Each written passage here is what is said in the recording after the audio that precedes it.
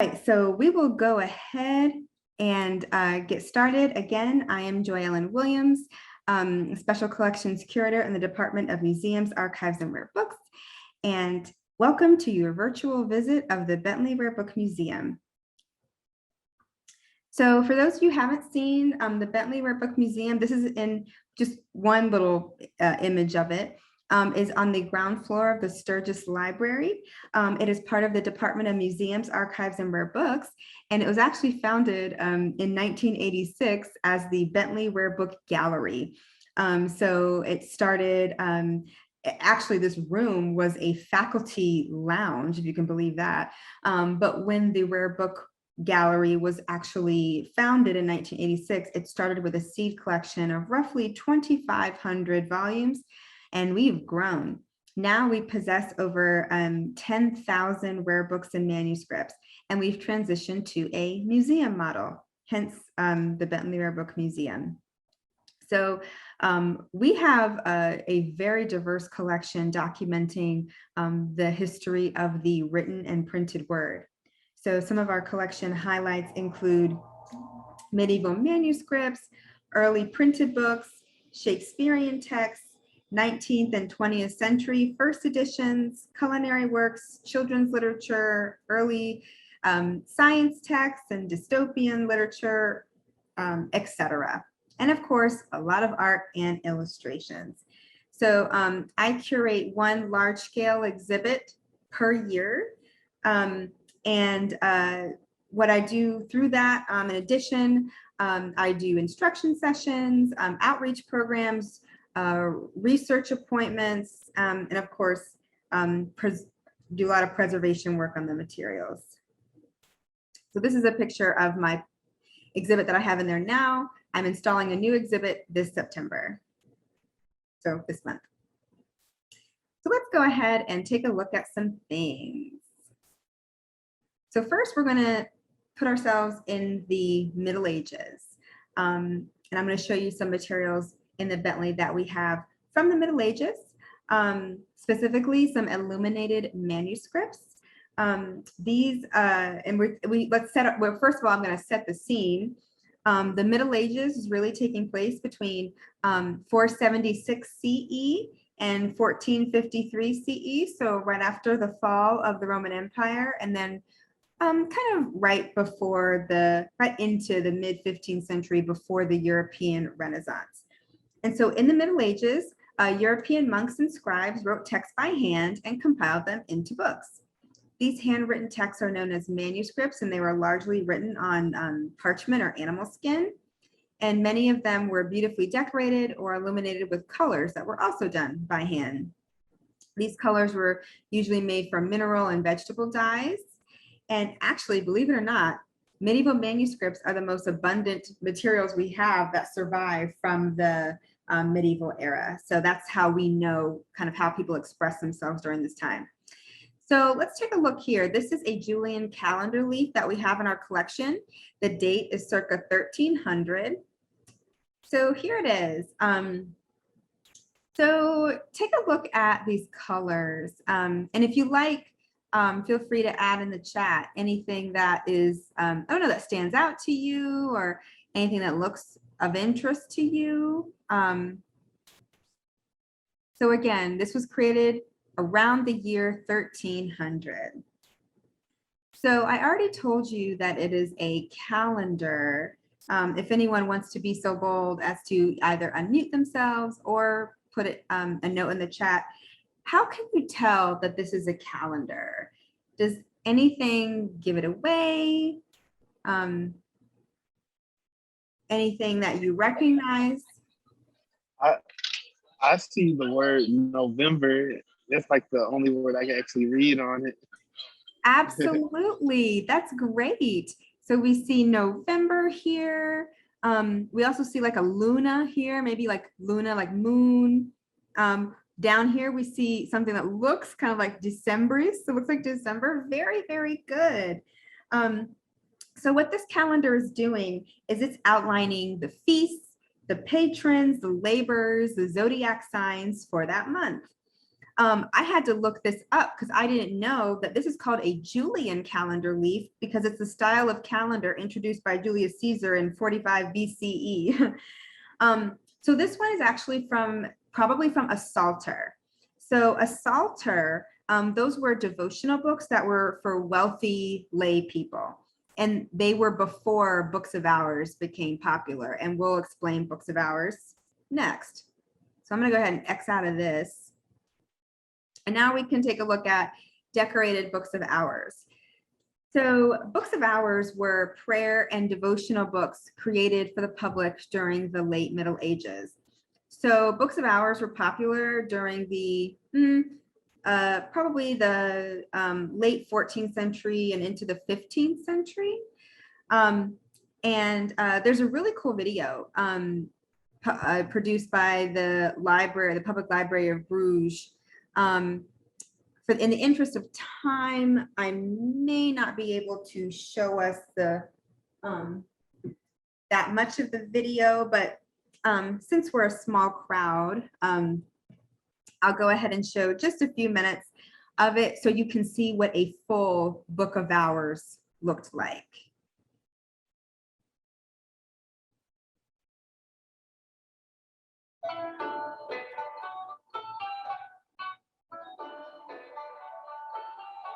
At the heart of the historic centre of Bruges lies the Biekorf, or Beehive Library. It is a public library popular with both young and old. But it is also an official Flemish heritage library, holding a vast collection of medieval books, incunabula, old prints, and manuscripts by the 19th century Flemish poet JoyEllen. Amongst its most treasured historic books, the library holds a collection of 21 late medieval books of hours. These small books stand out both because of their content and decoration. The texts are often illuminated with bright and alluring initials, miniatures, and borders. Expensive materials such as gold leaf, ultramarine, and the finest vellum appeal to the eye. So that's mainly what I wanted you all to see, again, how they really look. And if you can, as you can see, it's beautiful. Many very high quality materials. It shimmers, they shine, and beautiful detail in the illustrations. So wanted to show y'all that. So we do not have a full book of hours in the Bentley Rare Book Museum, but we have a lot of individual leaves from books of hours in the Bentley Museum. And these are some examples here. So technically, people will, or a lot of times people will say a leaf is illuminated if it has any type of color, like you see there's these reds here and the green, but really it's only illuminated if it has gold leaf. And just as a little interesting note, prior to 1100, most manuscripts were actually created by monks. They were the main community that was literate, but by 1150, many manuscripts were actually hired out to scribes. They were made, the actual pages were made from parchment, which is animal skin, usually vellum, which specifically is calf skin. The ink to write the text was often made by, at least at the later Middle Ages, iron gall ink, and they used quill pens to write. It's hard to know how long it would take because it really just kind of depended. One expert I knew on medieval manuscripts said that generally we can estimate maybe 1 line per minute and maybe like 70 lines in a full page of a manuscript. So, but scribes would complete the projects way faster than monks because they were being paid to do it. So these first 2 leaves we have in the museum, we've got many different manuscript leaves. We've got like over 50, but these are just 2 small ones. They're not dated. Really interesting, especially this one. I kind of love the border here. But I actually just purchased one that is quite beautiful.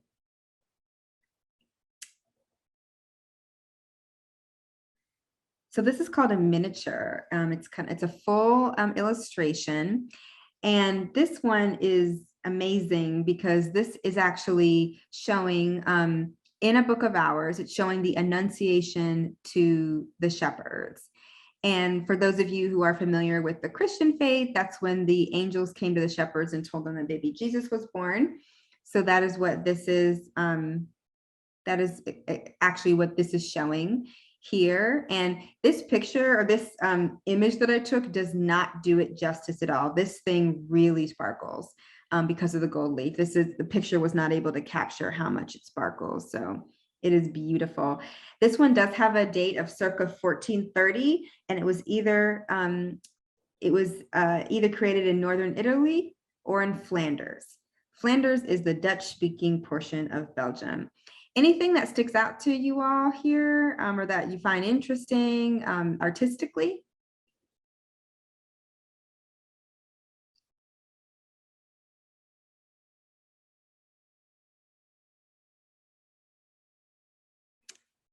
If anything, if there's anything that you find that's interesting, then feel free to add that into the chat and we can converse there.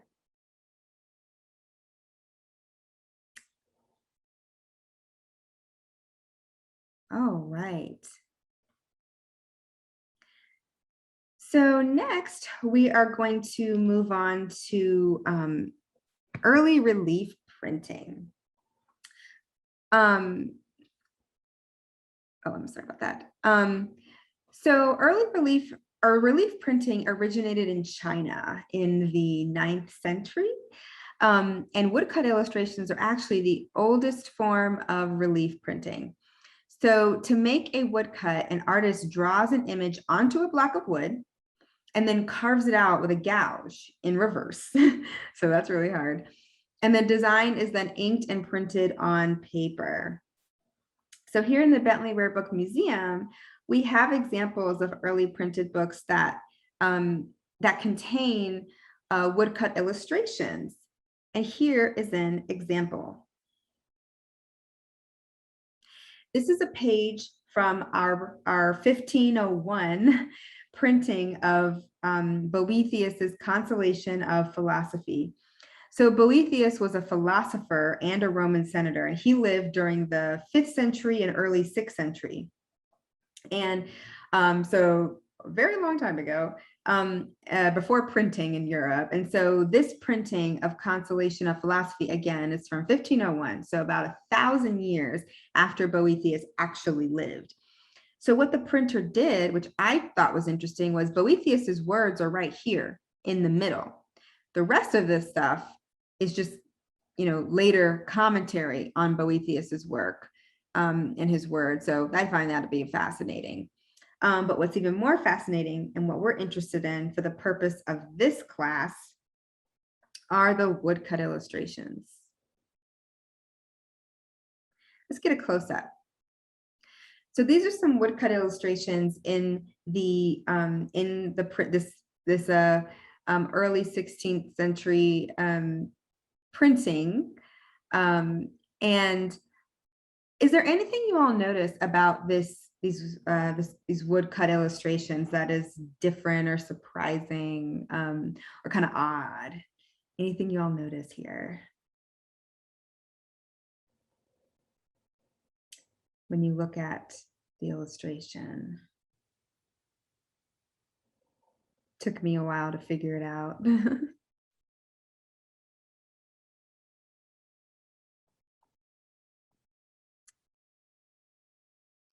Is it like separated into like 3 different things? Yes, that's exactly right. If you're not looking for it, it's sometimes difficult to see, but you're exactly right. It's separated. You see, there are actually 3 different illustrations.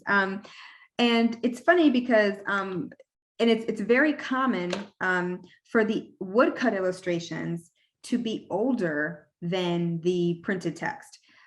Such is the case here in our 1542 compilation of Geoffrey Chaucer's works. Geoffrey Chaucer, y'all may have heard of him in English classes. He lived really during mostly the 14th century. So again, before printing in Europe. And so this is a printing, it's an early printing of his work, but after he died, posthumous printing from 1542. And it's interesting though, because the illustrations themselves, the woodcut or the wood blocks for the illustrations they're older than 1542. So with the Boethius example, I don't know, perhaps these illustrations were older than the actual text. So they may be only tangentially related to the content, the actual like textual content. So that's always something fun. Wood blocks were often used and reused for different projects.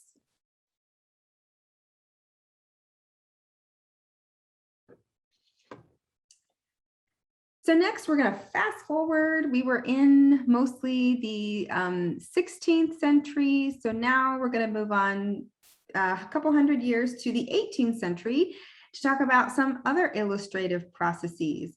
I don't know if y'all have heard of engraving or etching before, but we're going to go ahead and discuss that. Again, not my area of expertise, but I find it to be absolutely fascinating. So engraving and etching are both intaglio printmaking processes.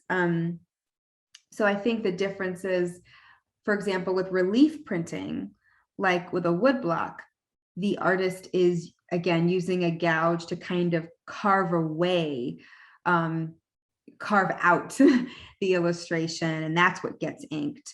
Whereas in an intaglio process, I think the lines are kind of cut into the material, and those lines that are incised into the material hold the ink, and that's what creates the image, I'm pretty sure. So engraving is, again, an intaglio printmaking process where the lines are cut into a metal plate in order to hold the ink.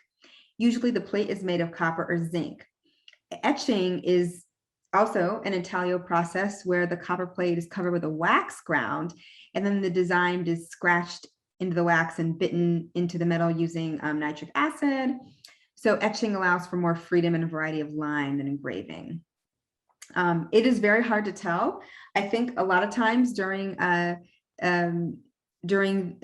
years about 1500 to 1800, so the hand press period of books, I think engravings were actually combinations of engraving and etching. So it's very hard to tell them apart. I'm not good at it, but I do have a couple examples to show. I love these. These are some Shakespearean illustrations made by Sir Francis Hayman and Hubert Francois Gravelot in the 18th century. In this module, we're not going to look at it right now because we don't really have time, but if you're interested, I'm happy to share this module with you all and with the rest of the class. You can learn more about this, the artistic partnership between Hayman and Gravelot. The Folger Shakespeare Library has a wonderful discussion of it. But here, the artistic technique we're looking at is etching. So these illustrations were drawn by Hayman, and they were etched by Gravelot. And the reason why these volumes of books, these volumes of Shakespeare's works are important is because they were the first large format illustrated edition of Shakespeare ever. All right. So I don't know, have y'all read Othello or Romeo and Juliet before? Maybe in classes?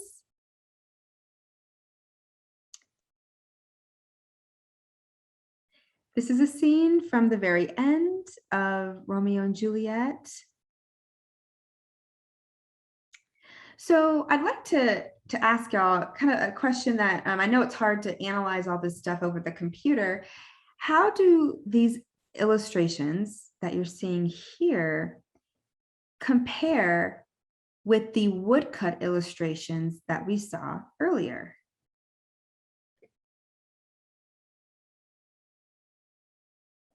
And for reference, I'll go back up.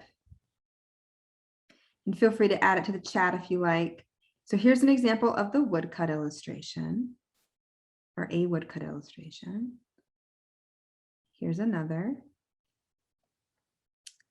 And then we go down to see these etchings here.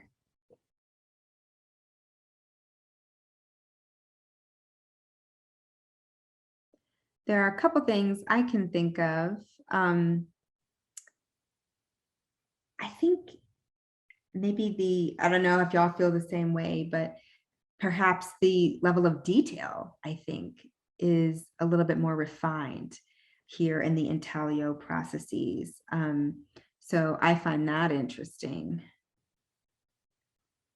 The lines as well, the heavy use of these lines, I think that's fascinating.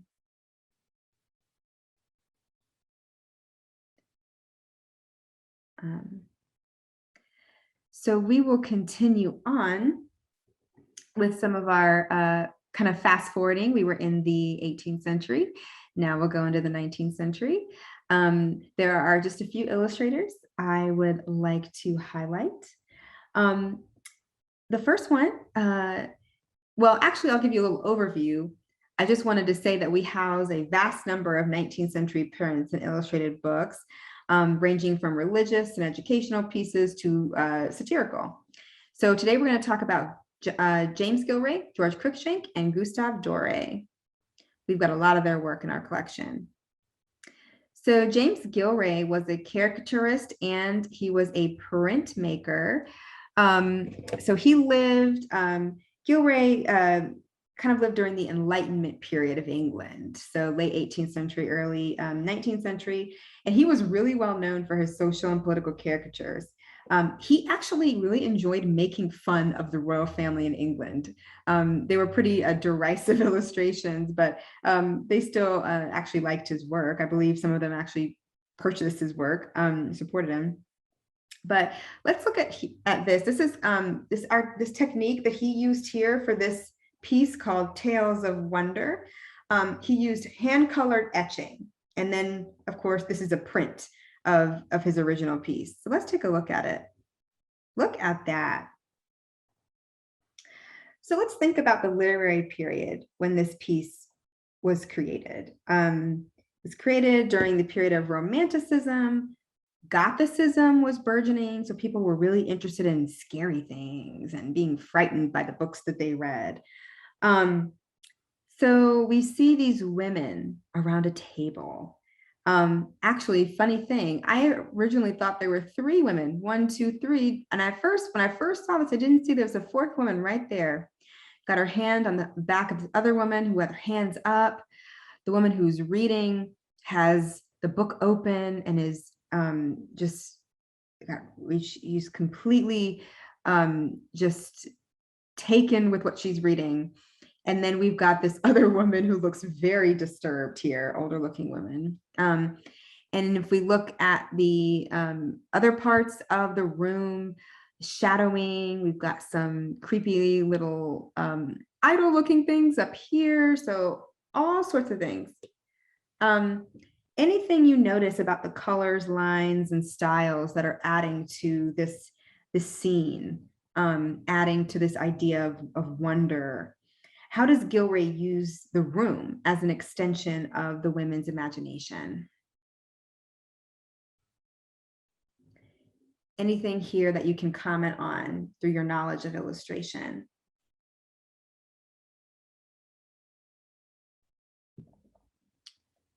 And if not, it's fine, just if you had a comment. No? Okay. All right, so we'll move on. Okay, so we'll move on to talking about George Cruikshank. So George Cruikshank was a well-known British caricaturist and a book illustrator during the early and mid 19th century. So he's younger than Gilray. At one point, he was a rival of James Gilray, but he was really well known during the Romantic and Victorian periods and was an illustrator for Charles Dickens. especially well known for that. So this is an illustration. It was drawn, then engraved, and then printed, and then hand colored. This is from a book we have in our collection called Life in London by Pierce Egan. It was written during the early Regency era. And it's a story about, it was serialized in a publication, but it was about kind of two wealthy rogues in London and all the adventures and mishaps they got into, being young, crazy, and with too much money. So let's take a look here at this revelry we're seeing. And let's take a look at think about how George Cruikshank portrays life in early 19th century London. Who does he mock, and how do the colors highlight certain areas of the scene? So if you have a comment, feel free to share. If not, just kind of think about that. Isn't it odd the things people are wearing? Probably some kind of masquerade party, right? So Regency era London looks like quite an adventure. Kind of looks like. Is that a devil? Yes, I think, Yeah. yes, I think this person right here is dressed up as a devil. You're right. See, like a clown, Joker type of person. Yeah. So it's definitely some kind of like, looks like a Bacchanalian party here. So fascinating. So again, George Cruikshank was pretty well known for these kinds of illustrations. He was really good at making fun of people. Now we're going to go into Gustave Doré. Y'all may have heard of Doré before. He was a French artist and illustrator, best known for his wood engravings. He was better known for illustrating scenes in nature and fantasy. He illustrated a lot of classic works like the Holy Bible. He also illustrated works by John Milton, Miguel de Cervantes, Dante Alighieri, Edgar Allan Poe, and many famous folks like that. So this is from Milton's Paradise Lost. Gustave Doré was asked to illustrate this. So as we can see, this is the scene of Adam and Eve being banished from the Garden of Eden. Beautiful. Look at his use of light.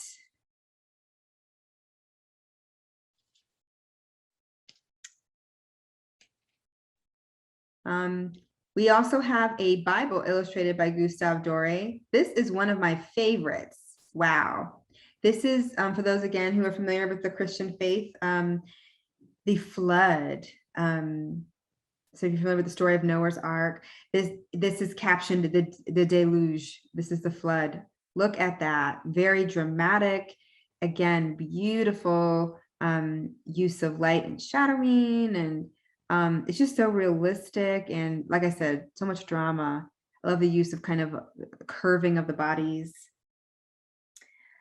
So interesting thing, again, Gustave Doré's works are very coveted and very valuable.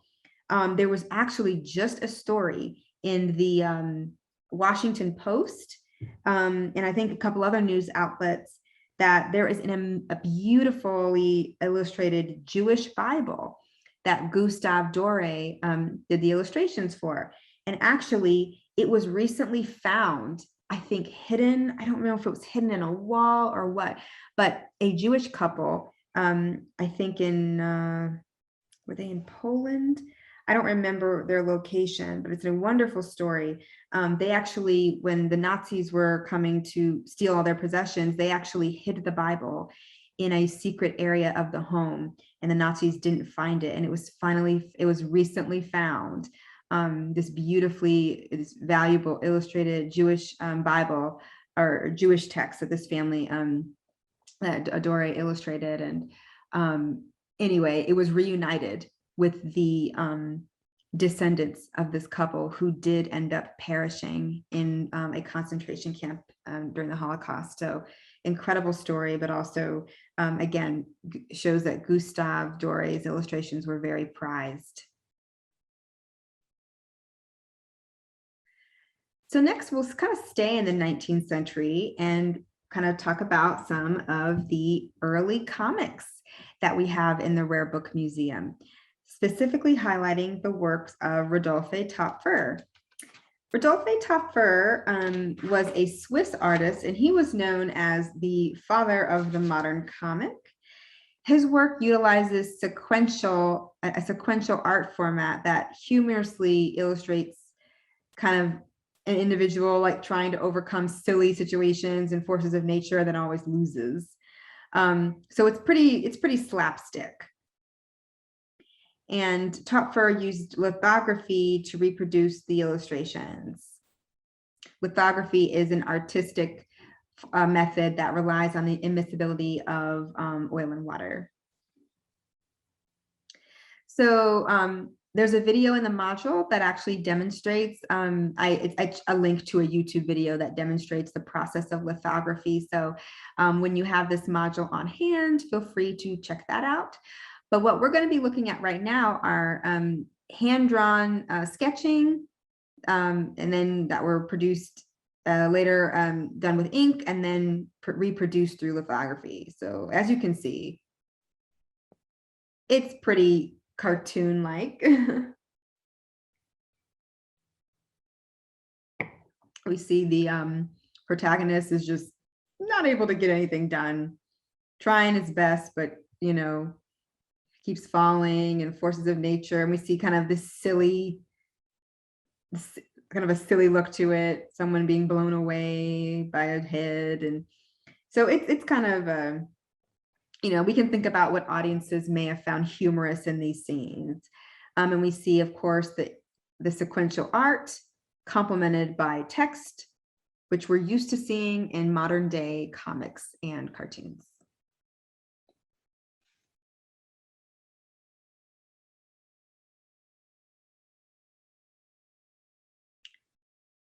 Now onto our illustrated classics. It's so much fun. Specifically illustrated classics of the 19th century and the early 20th century.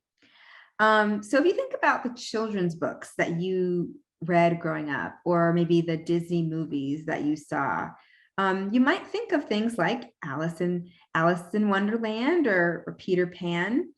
Well, prior to the early 19th century, there really weren't books published specifically for children. Those kind of began to emerge in the latter half of the 19th century and then into the 20th century, where like Alice in Wonderland, 1865, Peter Pan and Kensington Gardens, 1906, Peter and Wendy, 1911. So they received pretty much legendary status, and part of that was because of their illustrations. So let's talk about John Tenniel's illustrations from Alice in Wonderland, or I should say, Alice's Adventures in Wonderland. Again, here's a link to you can read more about the history of it. I'm not going to click on that right now. But these were done by drawing, wood engraving, and then reproduced through electrotype copies. So we do not have a first printing of Alice in Wonderland in 1865. That would be very, very expensive. But we have a really early printing from 1869. And it has the illustrations that were used in the first printing, of course. So originally, the writer, Lewis Carroll, was going to do the illustrations himself. But he decided, he saw John Tenniel's work in the popular Punch magazine.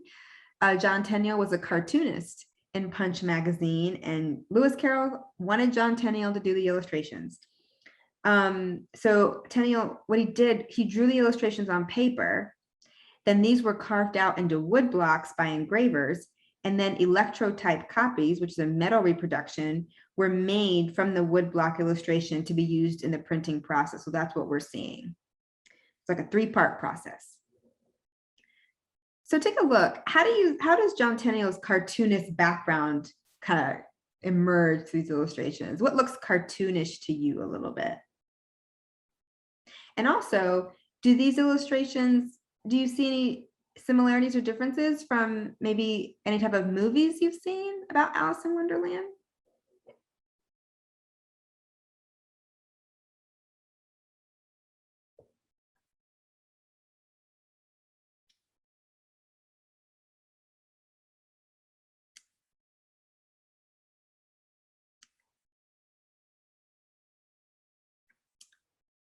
if not, just be thinking about that. I wanted to show, now this is on the left, this is the Alice in Wonderland adaptation that I'm more used to. I think it was originally from the 1950s, but has been, obviously kind of remastered many times. And then from 2010 on the right, again, we've got another way to think about Alice in Wonderland. They differ quite a lot from the original illustrations that Tenniel made. So a lot has changed since then. I feel like with the original Tenniel illustrations, Alice looks a little bit younger. We see, again, more of the cartoonish look, maybe the head size and things like that. So it's quite different. It's amazing how the illustrator or the film director tend to really mold our view of what the book is like through their the visual interpretation of it. Next, some of my favorites are illustrations of Peter Pan in Kensington Gardens by Arthur Rackham. So here we're looking at pen and ink drawings that were then watercolored, and then they used photographic reproduction in order to produce them. And these are really special because we're getting into the golden age of illustration here.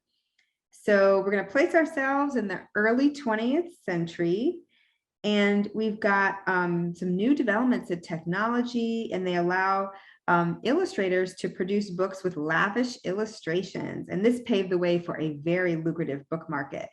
So gift books were kind of issued annually, and they often had a cover that looked like this. And what you could do is you would often, they were a well-known illustrator would illustrate a classic or a new book. And you would give this to a child or to someone for the holidays. This would be their gift. And it was a wonderful gift to give. So the way that the illustrations are here, Arthur Rackham was an illustrator, and he illustrated J.M. Barrie's Peter Pan in Kensington Garden, and they are beautiful illustrations. But the cool thing about these is that they were actually tipped in. That means is they had the text of the book at the beginning, and then the illustrations were partially adhered to this cardstock here. And they were, again, partially adhered. So a lot of times you might imagine why, because a lot of times people wanted to take out the illustrations and frame them because they were just so beautiful. So Peter Pan in Kensington Garden was a precursor to Peter and Wendy in 1911. And that's actually what our modern day Peter Pan story or movie is based on. But as you can see, beautiful. So I have to tell y'all,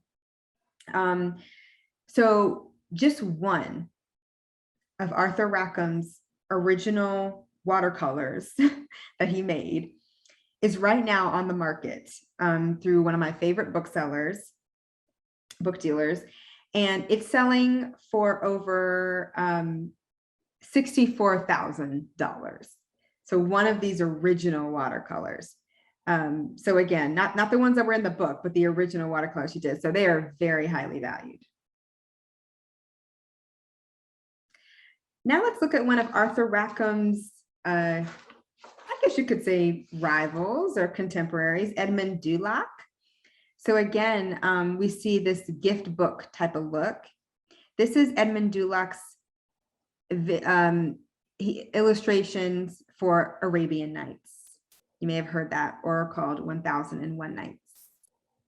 So Dulac was younger than Arthur Rackham. He was only 25 when he was given the opportunity to illustrate this deluxe edition, and it really marked him as, like one of the, as a rival to Arthur Rackham, which is pretty cool. We see similarities in maybe the use of color and whatnot, but Edmund Dulac really, he likes to draw upon an Oriental influence, which worked a lot for this particular project of Arabian Nights. So you see the use of watercolors, but there's also, I think, they use mass color printing. So they didn't have to add black ink for a clear divide between the colors. I don't always know what that means, but I think what it did was it was something new happening during that period. These illustrations, as you can see, were also tipped in. So people often would like to remove them and frame them.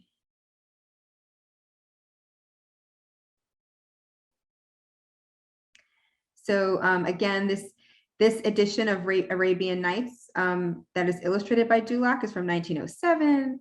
And this illustrated edition of Peter Pan in Kensington Gardens is from 1906.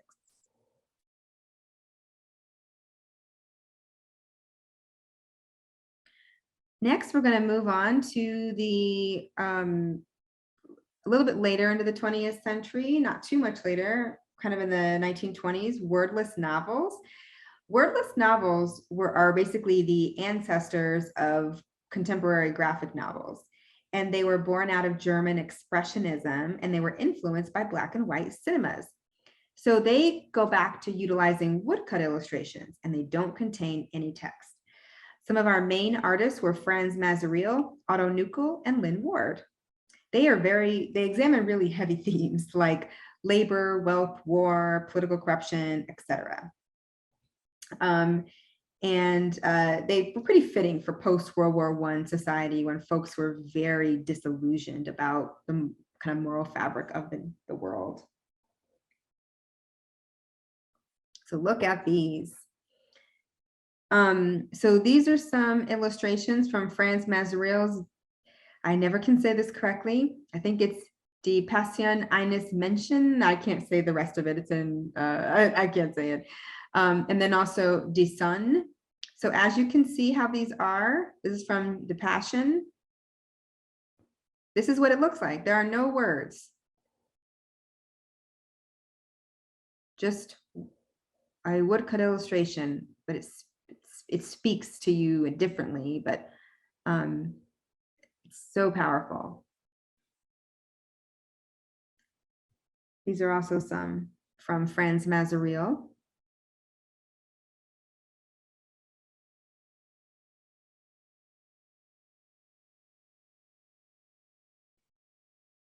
And now if we go to Lynn Ward, Lynn Ward was influenced by Franz Mazariel. But he's the one who really is responsible for bringing wordless novels to the United States. He's very well known, at least in a lot of graphic novel illustrators.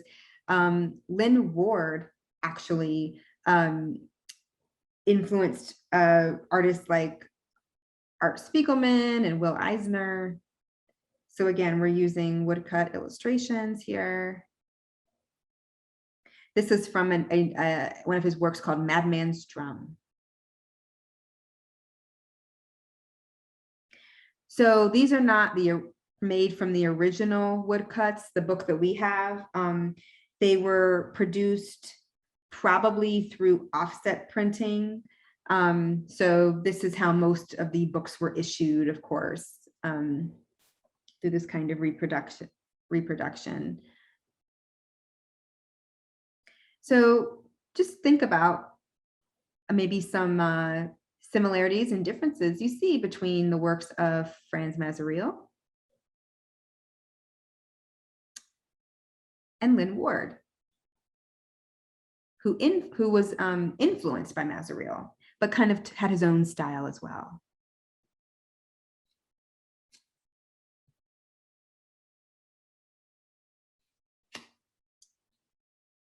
Next, I'd like to introduce kind of a really special woman who had a long artistic career all the way from the Harlem Renaissance to the 1990s. Her name was Lois Maylou Jones. She was an African-American woman who enjoyed a 70-year career as an artist and educator. She was a creator of costumes, textile designs, paintings, book illustrations, and collages. And she really blended African, European, and American cultural themes while also highlighting nature and landscapes. really, really cool. The Good Morning America actually has made an interview with her from the 90s available on YouTube. So if you want to, we'll just watch just a tad bit of this so you can hear her speak a bit.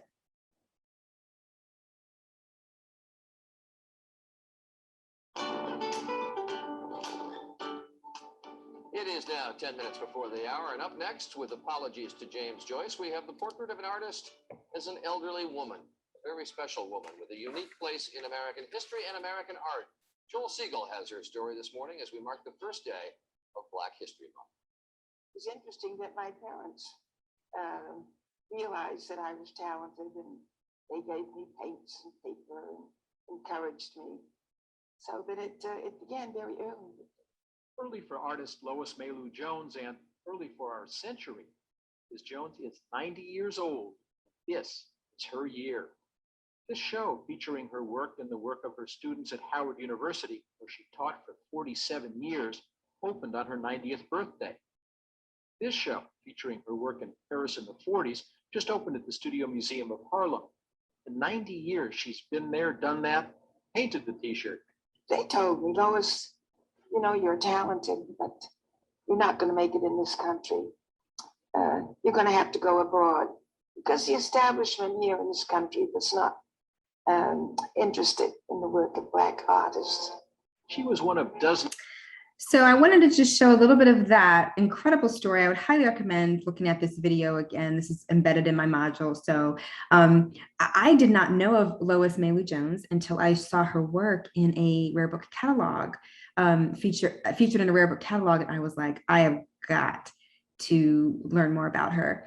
So the way that her work was done, I think, is probably with pen and ink and then photomechanical printing. She illustrated some children's books, and that's what I have here. This is from the picture poetry book where she illustrated. I just love these illustrations. Love the black and white, and they're whimsical, they're childlike. Kind of give an element of fantasy. Love that owl. It's perfect for KSU owls. Love that one.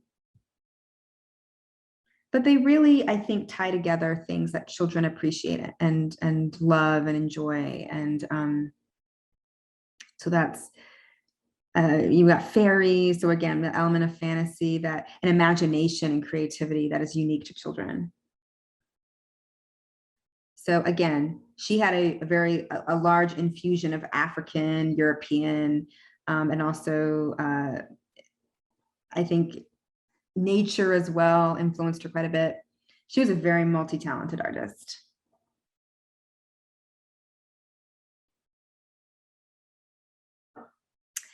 And finally, last thing, I wanted to just mention that we've got quite a bit of very contemporary graphic novels.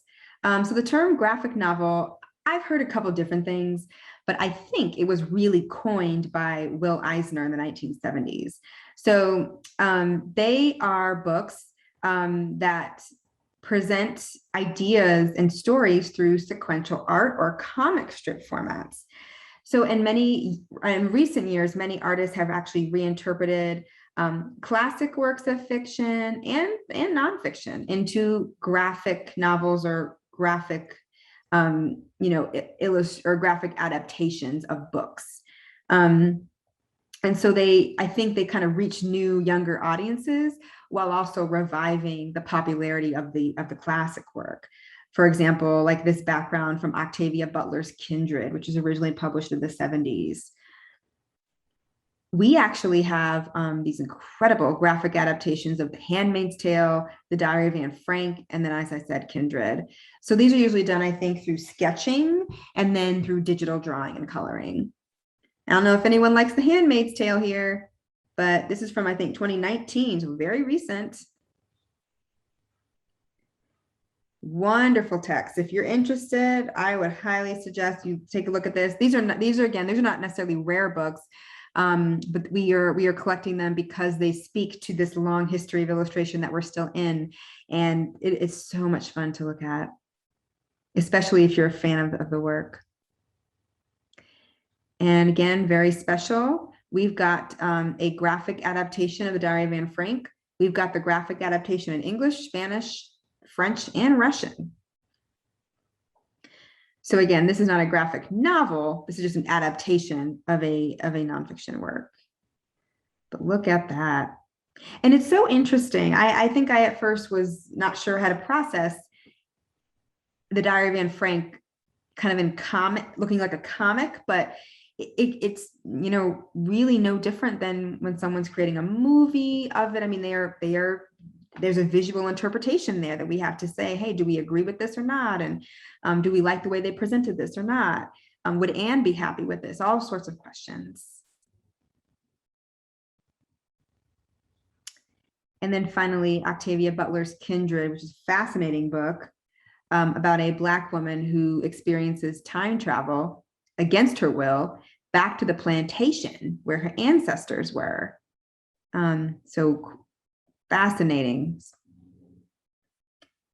Very, very, as you can imagine, sometimes hard to kind of reckon with, but beautiful piece.